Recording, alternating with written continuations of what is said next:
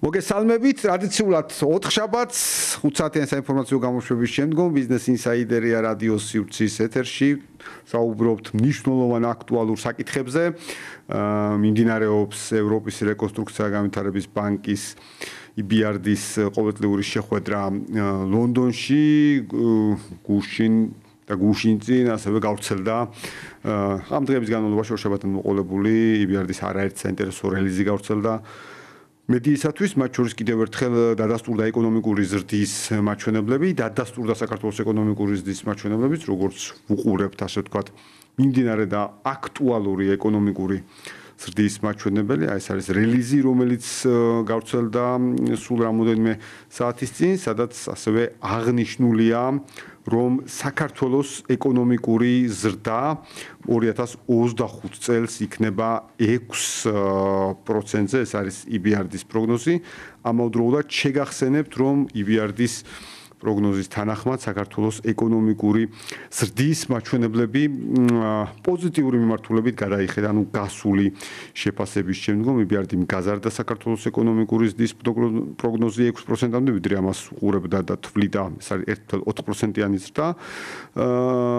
ვიდრე ამას თვლიდა EBRD 2024 წელს და ახლა დაადასტურა ეს მაჩვენებელი, ამავდროულად შემცირებულია მაგალითად ასე ვთქვათ. ხო, ეს არის ყველაზე მაღალი მაჩვენებელი ჩვენს სამეზობლოში გარშემო შედარებით სომხეთთან, აზერბაიჯანთან, თურქეთთან და რუსეთთან არის რა თქმა უნდა ყველაზე მაღალი მაჩვენებელი ევროკავშირის კანდიდატ ქვეყნებს შორის და შემცირებულია მოლდოვის და უკრაინის მაჩვენებელი, მათ შორის მნიშვნელოვნად არის მოლდოვის მაჩვენებელი შემცირებული. ამავდროულად ჩვენ საინტერესო კვირა გვაქვს ლონდონში და ბიზნეს ინსაიდერი შემდგომში უკვე შემდგომი 2 დღის განმავლობაში უკვე ლონდონიდან მოგაწვდით ინფორმაციებს, როგორც შემდგომ საინფორმაციო გამოშვებაში ვისაუბრებთ ლონდონის ვიზიტთან დაკავშირებით, სწორედ გადაცემის შემდგომ ასევე მივემგზავრები ლონდონში, თუმცა მანამდე მე ვფიქრობ, რომ ყველასთვის აქტუალურ საკითხზე უნდა ვისაუბროთ. საკითხზე, რომელიც აი ბოლო პერიოდის განახლება მე ძალიან მაინტერესებს და ამიტომ სტუმრად ვთხოვეთ მობრძანება.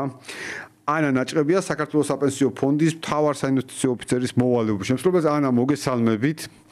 ძალიან დიდი მადლობა მობრძანებისათვის და საპენსიო პოლიტიკა, დაგროვებითი პენსია, ზოგადად ეს არის საკითხები, რომელიც თითოეულ ჩვენგანს აწუხებს, აღელვებს, მაგრამ აღელვებს ასე ვთქვათ, ძალიან ისეთი პოზიტიური გაგებით. გვინდა ვიცოდეთ რა იქნება მომავალში, მაგრამ კარგია, ყველა ჩავერთეთ რაღაცა ასე ვთქვათ, კარგი გაგებით, პოზიტიურად, აზარტულად იმ ნაწილში, რომ რა გველის ყოლავს ზრუნავთ სახელმწიფოს ენად მოკლედ მოქალაქეებმაც დავიწყეთ ზრუნვა ჩვენს პენსიაზე. მაგრამ ალბათ ჯობს თქვენგან გავიგოთ მეტი, როგორია ახლა საპენსიო სააგენტოს საინვესტიციო პოლიტიკა. იგივე ზოგად ჭრილში. გიორგი, კიდევ ერთხელ სალამი, მადლობა მოწვევისთვის, მივესალმები მსმენელს.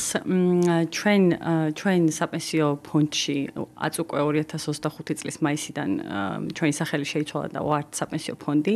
ჩვენი აქტივების მოცულობა ყოველთვიურად იზრდება, როგორც იცით, ვაერთიანებთ დაახლოებით 1.4 მილიონ მონაწილეს, რომლებიც ყოველთვიურად დაახლოებით 6%-ს თავიანთი შემოსავლისას ფონდში გადმორიცხავენ. აპრილის ბოლოს მდგომარეობით ჩვენი აქტივების მოცულობა 6.7 მილიარდი ლარი შეადგინა.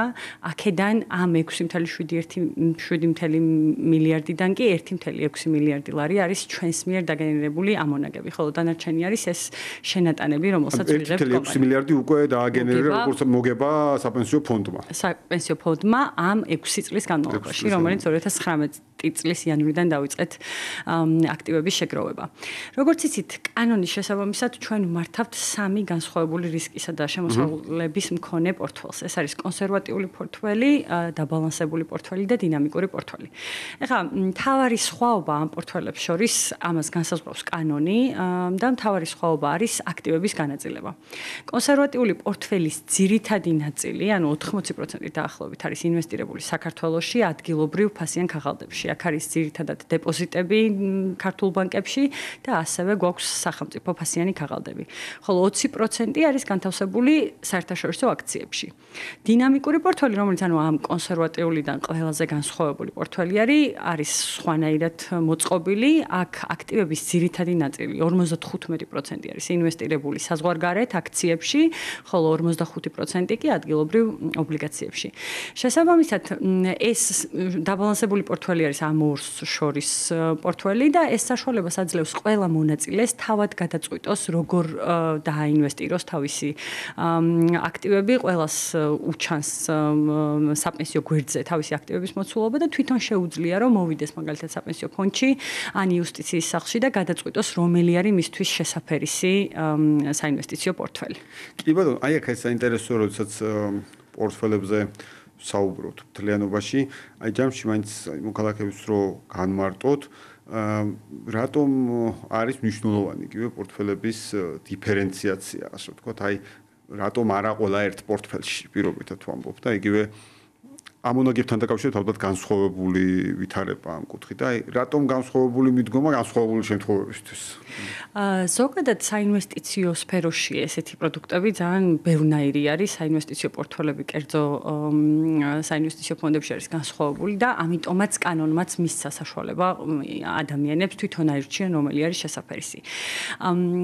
იმის გათვალისწინებით, მაგალითად რა ასაკის ხარ და რა ამხელა საინვესტიციო ჰორიზონტი გაქვს, განსხვავებული პორტფელი არის შესაფერისი. მაგალითად, საინვესტიციო სფეროში აქციების ბაზარი მიჩნეულია როგორც საუკეთესო საინვესტიციო პროდუქტი გრძელვადიან პერიოდში. თუმცა აქციების ბაზარი ჩვენ წელსაც ვნახეთ და ზოგადადაც ვუყურებთ, რომ მეტი მერყეობით არის დახასიათებული. ანუ მეტი მერყეობა შეიძლება ჰქონდეს წლის განმავლობაში, შესაბამისად ისეთი ინვესტორებისთვის და ისეთი მონაწილეებისთვის, რომელსაც ძალიან პატარა საინვესტიციო ჰორიზონტი აქვს, მაგალითად პენსიაზე 1 წელიწადში გადიხარ. მაშინ არ არის რეკომენდირებული, რომ დინამიკურ პორტფელში იყო, ვინაიდან ამ პერიოდში შეიძლება ისეთი გაუთვალისწინებელი მერყეობა მოხდეს, რომელსაც ვერ განსაზღვრავ. თუმცა თუ გაქვს ანუ 15 წელი, 20 წელი საინვესტიციო ჰორიზონტი, მაშინ უმჯობესი არის, რომ ისეთ პროდუქტებში იყოს საინვესტიციო დანაზოგი ინვესტირებული, რომელშიც ამონაგების მეტი პოტენციალი არსებობს. მოკლედ ეს აქციები არის მეტი შედარებით მეტი რისკი, მაგრამ შედარებით მეტი ამონაგების პოტენციალის მქონე პროდუქტი, ხოლო ადგილობრივი მაგალითად დეპოზიტები, როგორც იცით, განსაზღვრულია წინასწარ რა საპროცენტო განაკვეთზე თანხმდებით, მან რისკები შედარებით დაბალია და არც ზრდის პოტენციალია მაღალი და არც შემცირების, იმიტომ რომ ფიქსირებულია ეს შემოსავალი.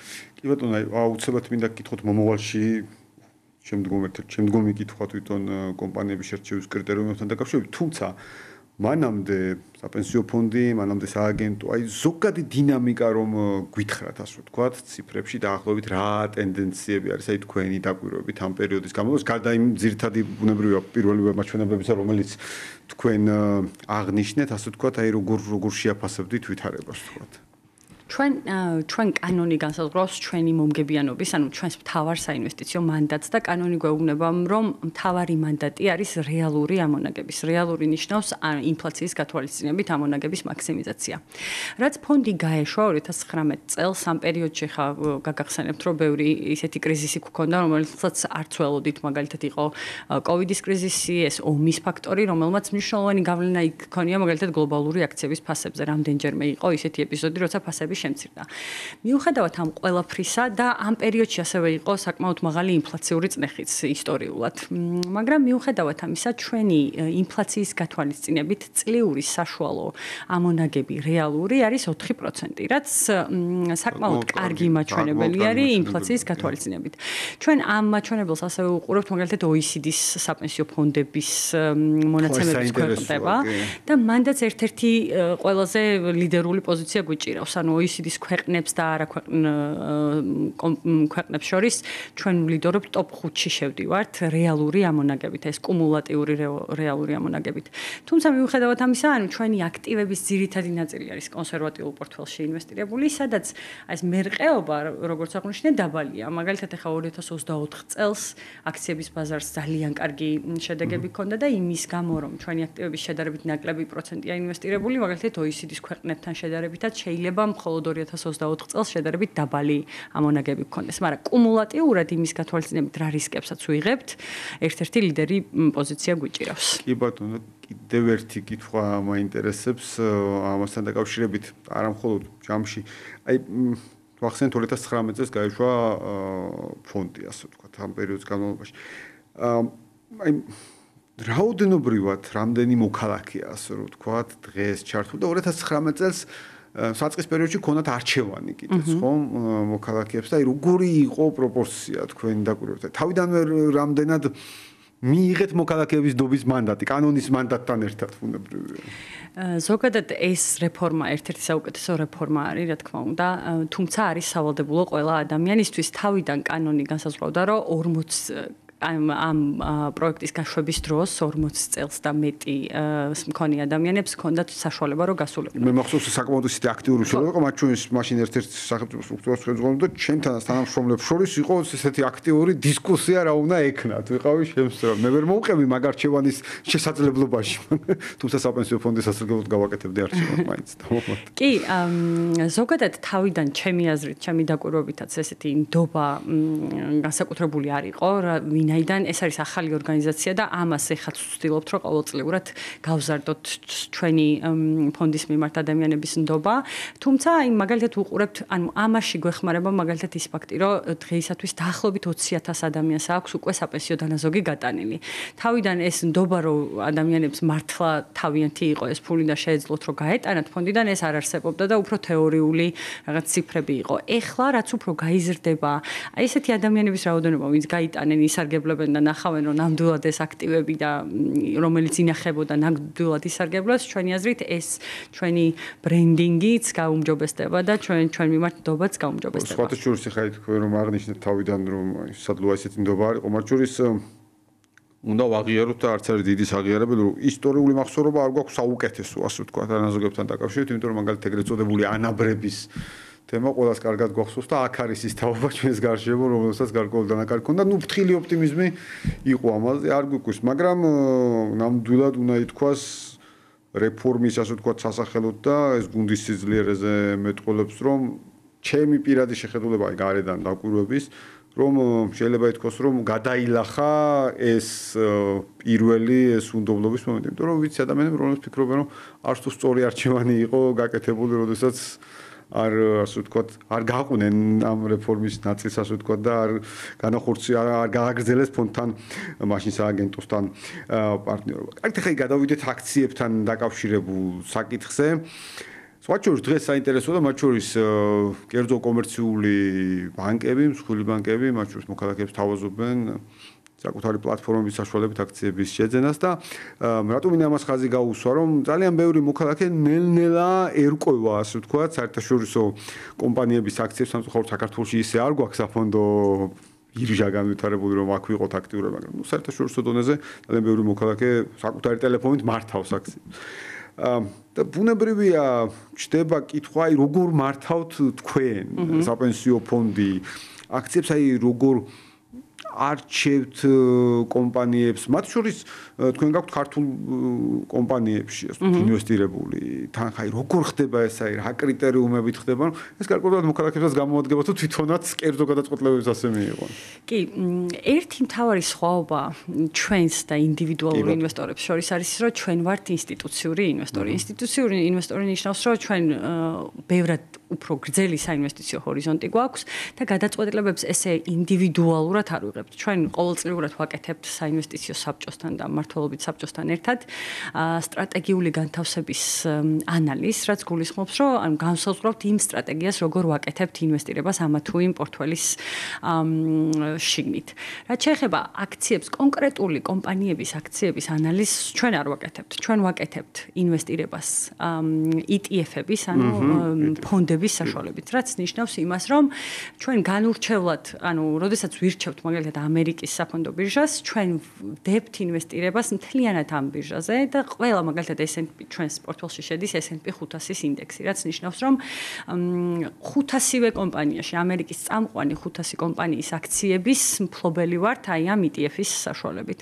აქ შედის Apple-იც, Amazon-იც, Microsoft-იც ყველა დიდი სახელი, თუმცა ჩვენ როგორც ასეთი რომ ესე ავარჩიოთ Tesla ჯობია თუ Amazon-ი ამას არ ვაკეთებთ. ჩვენ ვენდობით ბაზარს და მარკეტში, ანუ მთლიანად ამერიკის ბაზარში ვდებთ მაგალითად ინვესტირებას. თუმცა ინვესტირება გვაქვს გაკეთებული არა მარტო ამერიკაში, მაგით ვართ განსხვავებული ინვესტორი, რომ ჩვენ გვაქვს საშუალება, რომ დივერსიფიკაცია გავაკეთოთ და ინვესტირება გაკეთებული გვაქვს წამყვან ევროპულ კომპანიებში, გვაქვს აზიის წამყვანი განვითარებული აზიის ქვეყნები, გვაქვს განვითარებადი ქვეყნები, მაგალითად ინდოეთი, ბრაზილია, სამხრეთ ამერიკა. სამხრეთ ამერიკა ერთ-ერთი აქტიური იყო. ესეც სამხრეთ ამერიკაც გვაქვს. ანუ ეს მაგალითად ახლა 2025 წელს ამ დივერსიფიკაციამ რაც მოგვიტანა ის არის, რომ თუ მაგალითად ამერიკაში ფასები შემცირდა, მაგალითად თებერვალში, ჩვენ ვნახეთ, რომ ლათინური ამერიკის კომპანიების ფასები გაიზარდა. ანუ ესენი ერთმანეთს აბალანსებს, იმიტომ რომ ერთნაირად ყველა არ მცირდება, ვინაიდან ძალიან მაღალი დივერსიფიკაცია გვაქვს. ასევე ევროპული კომპანიებიც გაზრდილი იყო, მაშინ როცა ამერიკული მცირდებოდა. ზოგადად ჩვენი აქციების ბაზრის დაახლოებით 40% არის ინვესტირებული ამერიკაში, დანარჩენი კი თანაბრად არის განაწილებული აი ამ რეგიონებზე. განსხვავებული არის ჩვენი მიდგომა ადგილობრივ ბაზარზე, აქაც გვაქვს.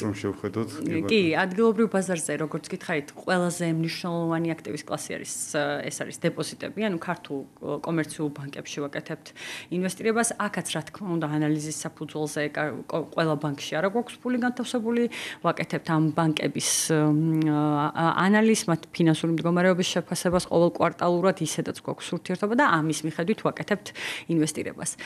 მეორე ახალი მიმართულება შედარებით, სადაც გარკვეული გაუმჯობესება გვაქვს, ეს არის ადგილობრივი კორპორაციული ობლიგაციები. მაგალითად, წელს გავაკეთეთ ჩვენთვის უკვე მე-9 ინვესტიცია MBC მიკრობანკის ობლიგაციებში. აქ რა თქმა უნდა არის უკვე სხვანაირი შეფასების მეთოდოლოგია გვაქვს, ვაკეთებთ როგორც ფინანსურ ანალიზს, ისე ხარისხობრივ შეფასებას კომპანიის სტრატეგიის, მენეჯმენტის და ასე შემდეგ. ვაფასებთ ყველა იმ შემოსავალს და რისკს, რაც ამ ინვესტიციასთან არის დაკავშირებული და მხოლოდ ამის შემდეგ ვიღებთ ამ საინვესტიციო გადაწყვეტილებას. რამდენი ქართული კომპანია, მე-9 ახსენეთ, ანუ 9 კომპანია ჩართული, ასე ვთქვათ, ამ ნაწილში. სექტორულად ბოლო ფინანსური ინსტიტუტი ვახსენეთ, ასე ვთქვათ. სექტორულად სხვა სექტორებიც არის. კი, ჩვენ ყავს მაგალითად ნიკორა, TBC ლიზინგი, ჯორჯია კაპიტალი, განსხვავებული სექტორების TGD Motors-ი მაგალითად, განსხვავებული სექტორის კომპანიები გვაქვს, როგორც იცით, არა, წამყვანი კომპანიები, ხა ბევრი განთავსება საქართველოს ადგილობრივ კორპორაციულ ბაზარზე არ არის. ჩვენ ვაკვირდებით ამას ძალიან ინტენსიურად, გვაქვს ურთიერთობა გალთენთაგართან, TBC კაპიტალთან და ყოველთვის ვუყურებთ რა გამოშვებები იგეგმება, ვაკეთებთ ამის ანალიზს და მხოლოდ ამის მერე ვიღებთ გადაწყვეტილებას. ნებისმიერ შემთხვევაში საინტერესოა ქართული ბაზარი, რა თვალსაზრისით რომ კიდევ ერთხელ კარგია ესე ვთქვათ ჩვენი ეკონომიკური ცნობიერების ამაღლების რომ ყველაფერი ერთმანეთზეა დამოკიდებული. ნებისმიერ ქართული კომპანიის წარმატება, ნუ მით უმეტეს ასე ვთქვათ მინიმუმ ამ 9 კომპანიის წარმატება ვიცით რომ ჩვენს შემდგომ ასე ვთქვათ უზრუნველყოფაზე იქნება პოზიტიური ზეგავლენის მატარებელი. აუცილებლად მინდა დაუბრუნდე, აი აბსოლუტურად სწორი განმარტება იყო თქვენგან თუ როგორია თქვენი დამოკიდებულება აქციებთან დაკავშირებით, რომ ეს არ შეეხება ცალკეულ კომპანიას, ერთ კომპანიას და პირობითად S&P 500 ნიშნავს სრულად კომპანიების დიდ ერთობლიობას, მაგრამ აი მაინც ეს აჟიოტაჟური ქცევა, როგორ თქვა, მაგრამ აი აჟიოტაჟი შეინიშნებოდა, ნუ გასაგები მიზეზების გამო, რომ ხალხი კიდევ ერთხელ ადამიანები, რომლებიც არიან ჩართულები და უყურებდნენ, თქვათ, საკუთარი აქციებს, საკუთარ შესყიდული აქციების მაჩვენებლებს, განსაკუთრებით შტატების ბირჟაზე, ნუ ბუნებრივია ჩნდებოდა ლოგიკური კითხვა, რომ ამან რა გავლენა იქონია ჩვენს საპენსიო ფონდის, ასე ვთქვათ, თანხებზე და ნუ ნაწილობრივ განმარტეთ, ასე ვთქვათ, ეს ნაწილი. ხომ რომ ამას არ ქონია ისეთ ტიპის გავლენა, რომ რაღაც უნდა გქონდეს თუ არა შეშფოთების საფუძველი მოქალაქეებს პირობითად, როცა ნუ ბევრს პირად დანაზოგები შემცირდა. დანაზოგები რა საინვესტიციო თანხები, ასე ვთქვათ. კი, ზოგადად აქციების ბაზარისთან არის დაკავშირებული მერყეობა. აი, ისტორიასაც რო უყურებთ, ამერიკის აქციების ბაზარი, ანუ 100 წელია არსებობს და მეტი და მერყეობის ეპიზოდები ქონდა, მაგალითად 2008 წელს ფასები მნიშვნელოვნად შემცირდა, კოვიდის დროსაც მნიშვნელოვნად შემცირდა. წელს 2025 წლის აპრილში ჩვენ რაც ვარსებობთ, ყველაზე დიდი მერყეობა ვნახეთ. კი, ეს ტრამპის მიერ გამოცხადებული ტარიფებმა მნიშვნელოვანი შემცირება გამოიწვია ფასებში, რამაც რა თქმა უნდა გავლენა გავლენა იქონია ჩვენს პორტფელების მომგებიანობაზეც. ყველაზე დიდად აი ამ მერყეობას დინამიკური პორტფელი გრძნობს, ვინაიდან მას მეტი ინვესტიცია აქვს აქციებში განაწილებული, თუმცა კონსერვატიულ პორტფელსაც ჰქონდა ეს მერყეობა. მაგალითად, ეხა 2024 წლის განმავლობაში ყველაზე კარგი მომგებიანობა დინამიკურმა პორტფელმა აჩვენა, სწორედ იმიტომ, რომ აქციების ბაზარი ძალიან მომგებიანი იყო. წელს ვუყურებდით, რომ აი აპრილის რაღაც მომენტში დინამიკურმა პორტფელმა მართლაც მნიშვნელოვანი შემცირება ნახა, თუმცა აი ახლა კიდევ არ არის გამოქვეყნებული მონაცემები, ჩვენ 30 აპრილის მდგომარეობით გვაქვს მონაცემები გამოქვეყნებული, მაგრამ აი 12 მაისის მდგომარეობით ისე გაიზარდა ფასები, რომ თითქმის დაუბრუნდა წლის დასაწყის მდგომარეობას დინამიკური პორტფელი. ანუ ეს მერყეობა ჩვენ როგორც გრძელვადიანი ინვესტორი მზად ვართ და ვიცით, რომ ესეთი მერყეობის ეპიზოდები იქნება, თუმცა ჩვენ ვართ სტრატეგიული ინვესტორი, არ ვაპირებთ აი ამ მერყეობების დროს ისეთი გადაწყვეტილებების მიღებას, რომელიც მნიშვნელოვნად შეცვლის ჩვენს სტრატეგიას, ჩვენ ინვესტირებას ვაკეთებთ აი 30 წლის განმავლობაში. მაგალითად, უყურებთ ჩვენი მონაწილეების ასაკობრივ განაწილებასაც და მონაწილეების დიდი ნაწილი არის საკმაოდ ახალგაზრდა, საშუალო ასაკი არის 37 წელი, რაც ნიშნავს, რომ საფინანსო ფონდის მონაწილეების საშუალო ასაკი არის 37 წელი, რაც ნიშნავს, რომ დაახლოებით 20 წელი გვაქვს საინვესტიციო ჰორიზონტი, სანამ ეს ადამიანები შეძლებენ საშუალოდ რომ საპენსიო დანაზოგები გაიტანონ. შესაბამისად, საინვესტიციო ჰორიზონტიც ჩვენი ძალიან გრძელი არის და მსგავსი მერყეობები არ გვაშინებს, მოკლედ. მიუხედავად იმისა, რომ ცოტა ნერვიულობთ, ჩვენ მაინც გრძელვადიანად ვუყურებთ და ინვესტირებას აი ამ პრინციპით ვახორციელებთ. თქვენ ნერვიულობთ, იმიტომ რომ ჩვენ მშვიდად ვიყოთ. არის ეს მომენტი ამ ნაწილში, მაგრამ აბსოლუტურად მინდა აღვნიშნო, რომ ძალიან კარგი პროფესიონალების ხელშია, ასე ვთქვათ, ჯამში ჩვენგანის პორტფელი შეიძლება ასე ითქვას. აუცილებლად მინდა გადავიდე საკითხზე, რომელიც ამ დაგროვებით პენსიას შეეხება, უფრო ზუსტად რო ვთქვათ, კანონში შესული ცვლილებები, ანუ ეს ბოლო პერიოდის ახალი ცვლილებები, რას მოიწ, რამე შეიცვალა, ვთქვათ, ჩვენთვის თუ ეს მართლობის ნაწილს შეეხება. ჩვენ პირველი 5 წლის განმავლობაში ვოპერირებდით რაღაცა ორი საბჭოს სტრუქტურის მიხედვით. ანუ ყავდა ცალკე საინვესტიციო საბჭო, რომელშიც 4 უცხო ქვეყნის მოქალაქე იყო წარმოდგენილი, რომელიც საინვესტიციო მიმართულებაზე იყო პასუხისმგებელი, ხოლო არასაინვესტიციო მიმართულებით იყო დაკომპლექტებული სამეთვალყურო საბჭო, სადაც იყვნენ მინისტრები ძირითადად. ეს მოდელი რეფორმის პირველ წლებში ალბათ აუცილებელიც იყო, თუმცა რაღაც პერიოდის შემდეგ ორგანიზაციაში ეს ორი საბჭოს არსებობა ცოტა არალოგიკურიც იყო და კანონმა მოიტანა ცვლილებები, რომ გაერთიანდა ერთი მმართველობითი საბჭო ჩამოყალიბდა, რომელიც 9 წევრისგან არის დაკომპლექტებული. აქედან 3 არის უცხოელი ექსპერტი, მათ შორის 2 მაგალითად არის ძველი საინვესტიციო საბჭოს წევრი, 1 ახალი უცხოელი. შემადგენლობა განახლებული. ერთი ადამიანი დაგვემატა უცხოელი და ასევე არის 6 საქართველოს მოქალაქე. აქედან 1 არის ეკონომიკის სამინისტროს წარმომადგენელი, ეს ex-officio წევრი, დანარჩენი 5 კი არის ქართველი ადამიანები, რომელსაც ინდუსტრიაში ეს არის საბანკო სექტორი, საინვესტიციო მიმართულებით საკმაოდ დიდი გამოცდილება აქვს და ეს 9 ადამიანიანი საბჭო დაიწყო 1 მაისიდან უკვე საქმიანობა.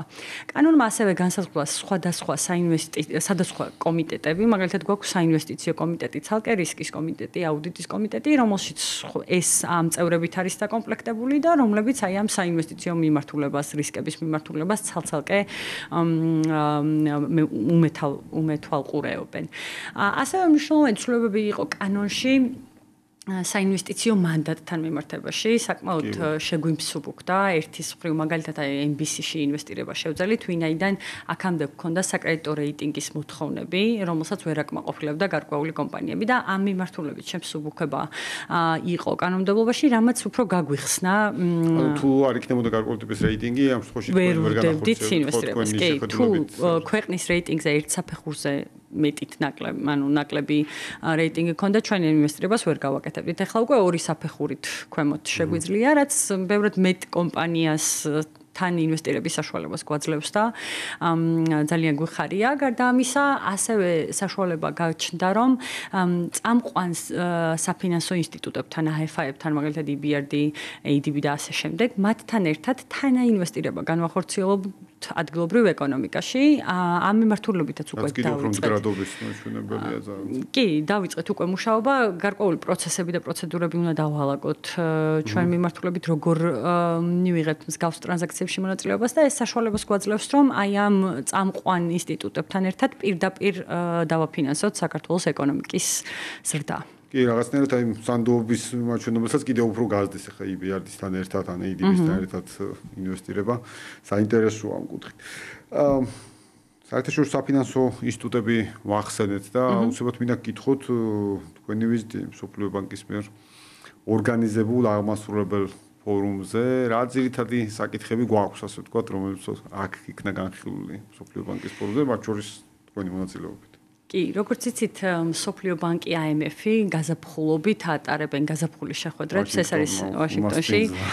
კი, სამთავრობო დონის შეხვედრები, სადაც საქართველოს წარმომადგენლებიც იყვნენ და აი ამ სამთავრობო შეხვედრების მერე უკვე გაიმართა მსოფლიო ბანკის რამპის პროგრამის წევრების ეს ფორუმი. რამპი არის ეს არის წამყვანი აქტივების მმართველი კომპანიები, ძირითადად საჯარო ინსტიტუტები გაერთიანებულია ამ პროგრამაში მსოფლიო ბანკის, რომელიც მოიცავს მსოფლიო ბანკისგან სხვადასხვა ტიპის დახმარებას. ეს არის ტრენინგები, ეს არის რეკომენდაციები, რჩევების მიცემა ამ ინსტიტუტების მიმართ და არიან ისეთი წევრები, როგორიც არის მაგალითად საქართველოსდან ეროვნული ბანკი, საქართველოს ეროვნული ბანკის რეზერვების მართვისთვის დეპარტამენტი არის მაგალითად ამ პროგრამის წევრი, ჩვენ გავხდით და არის ყველა განვითარებადი ქვეყნის ცენტრალური ბანკი თუ საპენსიო ფონდი აი ამ პროგრამის წევრი. ეს ფორუმი, რომელიც წელიწადში ერთხელ იმართება, კრებს აღმასრულებელ წარმომადგენლებს ამ ორგანიზაციებისგან და ხდება გაცვლა მოლოდინების ეკონომიკასთან დაკავშირებით, აქციების ბაზართან დაკავშირებით და ჩვენ გვქონდა საშუალება, რომ საპენსიო ფონდის წარმომადგენლებიც ყოფილიყავით, ასევე იყო მაგალითად ეროვნული ბანკის წარმომადგენლებიც, სადაც გავიარეთ რა მოლოდინები აქვს მსოფლიო ბანკს მაგალითად ამერიკის ეკონომიკასთან დაკავშირებით, ევროპის ეკონომიკასთან დაკავშირებით, ზოგადად როგორი არის მათი მიდგომა აი აქტივების განაწილებასთან დაკავშირებით. საკმაოდ საინტერესო იყო ამ ფორუმზე დასწრობა, გავიგეთ უახლესი ხედვები აი მსოფლიო ბანკის მხრიდან. აი როცა ერთის მხრივ ალბათ ეს მნიშვნელოვანია შემდგომ გადაწყვეტილებების დახმარების ნაწილში, მაგრამ რომ შევაფასოთ ასე ვთქვათ ვითარება, რამდენადაც ამაზე ინფორმაცია გვაქვს. აი მაგალითად იგივე საპენსიო ფონდებთან მიმართებაში. აი როგორია ვითარება ჩვენს რეგიონში, ანუ აი იყენებენ ჩვენი მეზობელი ქვეყნები ვთქვათ, მსგავს მიდგომებს თუ არა ვთქვათ ამ კუთხით, ან სად არიან ასე ვთქვათ ამ თვალსაზრისით. მაგალითად ჩვენ რეგიონში ვუყურებთ ერთ-ერთი პირველი იყო სომხეთი, რომელმაც მსგავსი ტიპის საპენსიო რეფორმა გააკეთა. სომხეთში ცოტა განსხვავებული მოდელია, იქ არის რაღაც ევროპული კომპანიები, ევროპული აქტივების მმართველი კომპანიები, რომლებიც მართავენ ამ აქტივებს. აზერბაიჯანში ჩემი ინფორმაციით ასე ცალკე საპენსიო ფონდი არა აქვს, თუმცა მათ აქვთ სუვერენული ფონდი, რომელიც აი ამ ნავთობის რეზერვების ფულის მენეჯმენტი არის ზოგადად. კი, ჩვენ ცოტა დავაგვიანეთ სომხეთთან შედარებით, თუმცა გავასწარით აქტივების მოცულობითაც და მომგებიანობითაც ერთ-ერთ ლიდერულ პოზიციას ვინარჩუნებთ, კი. ძალიან მნიშვნელოვანი ნაწილია, როცა ვსაუბრობთ ამ მაჩვენებლებზე, ასე ვთქვათ, ლენობაში ჩვენ ბევრი კუთხით ვისაუბრეთ მოქალაქეების სანდოობაზე. ნუ ხედავთ ამ ცნობიერების ნაწილის ამაღლებას, მაგრამ მაინც თავიდანვე ვახსენეთ, რომ ეს ფრთხილი ოპტიმიზმია, ასე ვთქვათ, ამ ნაწილში, მზარდი პოზიტიური დინამიკა გვაქვს, მაგრამ მაინც თქვენი მხრიდან თუ ვფიქრობთ, რომ კიდევ უფრო მეტად გააქტიურდეს, ასე ვთქვათ, საქმიანობა იმ კუთხით, რომ აი რაღაცნაირად გადავლახოთ, ასე ვთქვათ, გარკვეული თუ სკეპტიციზმი რაღაც ნაწილში არის, ანუ ამ ცნობიერების დასრომ კიდევ უფრო მეტად შეუწყოთ ხელი, ანუ რეალური სანდოობის ზრდას. კი, ჩვენი მონაწილეების, მოკლედ, რასაც ვუყურებთ, ჩვენი μονაწილეების 99% არის კონსერვატიულ პორტფელში განთავსებული. ეს არის წოდებული, ეგ არის წოდებული default პორტფელი, ანუ ავტომატური პორტფელი, როდესაც მუშაობას იწყებ, არის კონსერვატიული პორტფელი. თუმცა შემდეგ შეგიძლია, რომ სხვა პორტფელები აირჩიო. დადებით დინამიკას, რასაც ვხედავთ, არის, რომ მაგალითად, აი 2024 წლის განმავლობაში და აი 2025 წლის აი ამ 4 თვეში დაახლოებით 9 მილიონი ლარის აქტივების გადატანა მოხდა კონსერვატიული პორტფელიდან დინამიკურ პორტფელში. აი თითქმის ყოველ დღე შემოგვდის მოთხოვნა ადამიანების, რომ გადამიტანეთ აქტივები კონსერვატიულიდან. ეს კარგი რამახსენეთ, ანუ ადამიანები უნდა მოგმართონ გადატანასთან დაკავშირებით. ან ფონდში უნდა მოვიდნენ, ან იუსტიციის სახლებიდანაც შეუძლიათ, რომ ეს მოთხოვნა დააფიქსირონ და დადებითი დინამიკას, რა თქმა უნდა, ვხედავთ, ვინაიდან აი როგორც აღნიშნე ახალგაზრდა ადამიანებისთვის უფრო რეკომენდირებული არის შედარებით გრძელვადიანი საინვესტიციო ჰორიზონტის მქონე დინამიკური პორტფელში აქტივების განთავსება. იმაში დაგეთანხმებით, რომ ეს შედარებით ახალი რეფორმა არის და რა თქმა უნდა, აი ამ სანდოობის და ნდობის აშენება გვიწევს ყოველთვიურად და ყოველდღიურად. ჩვენ რასაც ვაკეთებთ არის, რომ მაგალითად ყოველთვიურად ვაქვეყნებთ ჩვენი პორტფელების შესახებ დეტალურ მონაცემებს ჩვენს საიტზე. მართლაც ეს ძალიან სასარგებლო ინფორმაციაა, ამას ვეცნობით. კი, ასევე მაგალითად ცოტა ხნის წინ გავუშვით ინტერაქციული სტატისტიკა Power BI-ის საშუალებით, რომელიც უკვე ამ პორტფელების შედარების საშუალებას იძლევა, რა არის ამათ შორის სხვაობა, როგორ არის აქტივები განთავსებული, რა მომგებიანობა არის და მოკლედ ყოველდღიურად ვცდილობთ, რომ ვიმუშაოთ იმაზე, რომ გავზარდოთ მოსახლეობაში სანდოობა, გავზარდოთ ინფორმირებულობა ფინანსური განათლების ზრდას შევუწყოთ ხელი და ამ აქტივებზე ყველა ადამიანმა კარგად გაიაზროს, რომ ეს არის მათი აქტივები და მათი დანაზოგები არის ინვესტირებული. თუმცა ზოგადად ქვეყანაშიც კი ფინანსური განათლება მიუხედავად იმისა, როგორც აღნიშნეთ, ბანკებსაც აქვს დაწყებული ეს აქციებში ინვესტირება და შედარებით ახალგაზრდა ადამიანები არიან დაინტერესებული, თუმცა დიდი ნაწილისთვის მოსახლეობისთვის ეს მაინც უცხო პროდუქტი არის, აქციების ბაზარი მაინც არ არის ასოცირებული და არ არის გათვითცნობიერებული ადამიანებისთვის თუ რა ნიშნავს და როგორ შეიძლება რომ აქედან მომგებიანობა მივიღოთ და მაგ მიმართულებით ბევრი ადამიანი მუშაობს, მათ შორის ეროვნული ბანკიც, ჩვენი მხრივ ვცდილობ და ალბათ ეს არის უფრო გრძელვადიანი პროცესი, რაც წაგვიყვანს მეტ ფინანსურ განათლებას თან. კი ბატონო, თავისი არსით საპენსიო ფონდი იმდენად ასე ვთქვათ გრძელვადიანი პროექტია, რომ ბუნებრივია ესეთი ერთდროულად ალბათ ძნელიც იქნება 100%-იანი ნდობის მოპოვება, მაგრამ ეტაპ-ეტაპ, მათ შორის სწორად ახსენეთ თქვენ, რომ ეროვნული ბანკი ძალიან დიდ სამუშაოს ასრულებს ფინანსური განათლების მიმართულებით, ფინანსური განათლების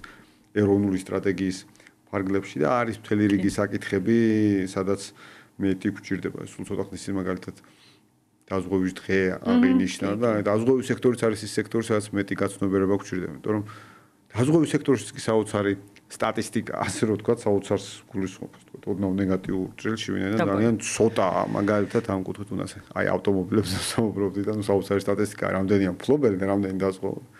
კი, ეს პროდუქტები ზოგადად ჩვენ განვითარებადი ქვეყნებისთვის მაინც უცხო არის. რაც უფრო მდიდრდება ეკონომიკა, მით უფრო ხვდება და ინტერესდება ასეთი პროდუქტებით. ახლა საპენსიო რეფორმაც განვითარებადი ქვეყნებისთვის შედარებით უცხო არის, მაგრამ განვითარებულ ქვეყნებში მაგალითად ანუ მთელი ეკონომიკის 100%-ზე მეტი არის მაგალითად ნიდერლანდებში საპენსიო ფონდის აქტივების მოცულობა GDP-ზე 100%-ზე მეტი არის ეს მაგალითად შვედეთში, ბრიტანეთში ბევრი კერძო აქტივების მმართველი არიან. განსხვავებული მოდელები აქვთ, მაგრამ ბევრად დიდ დანაზოგებთან აქვს საქმე ამ განვითარებულ ქვეყნებში, ვიდრე განვითარებაში. მაგრამ ჩვენც ნელ-ნელა მივიწევთ მაგის.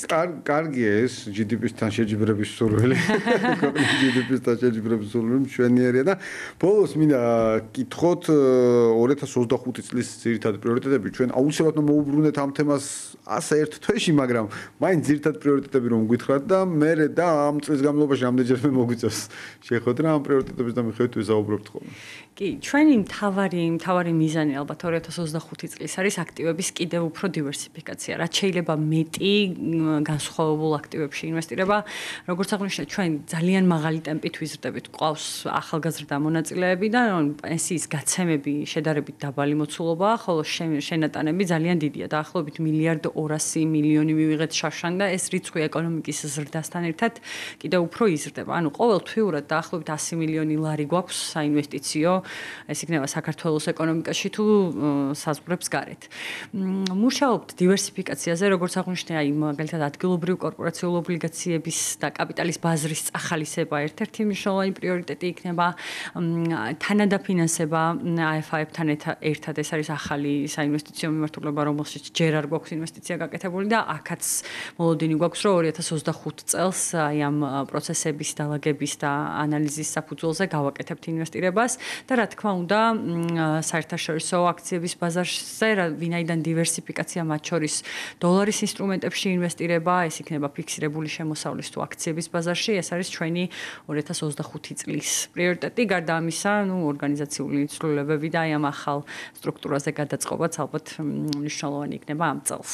კი ბატონო, საინტერესო პრიორიტეტებია ნამდვილად და ორგანიზაციული ცვლილებები მანამდე ვახსენეთ, ახლაც ახსენეთ, მე მინდა წარმატება გისურვო, წარმატება უსურვო ახალ შემომატებულ წევრებს, ასე ვთქვათ, ამ ნაწილში მართლაც თითოეულ ბიოგრაფიას ვიცნობთ, ასე ვთქვათ, ამ კუთხით რამოდენიმე ადამიანთან მქონდა წლების განმავლობაში საქმიანი ურთიერთობა და ამიტომ ყოველთვის თამამად აღვნიშნავ ხოლმე, რომ ძალიან საიმედო ხელშია ჩვენი საპენსიო დანაზოგები, ძალიან მაღალკვალიფიციური ადამიანები განკარგავენ ჯურის თქვენი ჩართულობით, რა თქმა უნდა. უღრმესი მადლობა, აუცილებლად ასე ვთქვათ, ამ თემებს ჩვენ არაერთხელ დაუბრუნდებით. კიდევ ერთხელ რომ აღვნიშნოთ, რაზეც დასაწყისშივე საუბრობდით, იმდინარეობს ახლა EBRD-ის ყოველწლიური შეხვედრა, ჩვენ გვექნება საშუალება უკვე ხვალიდან ამ საკითხებზე ადგილზე მყოფ საქართველოს ეროვნული ბანკის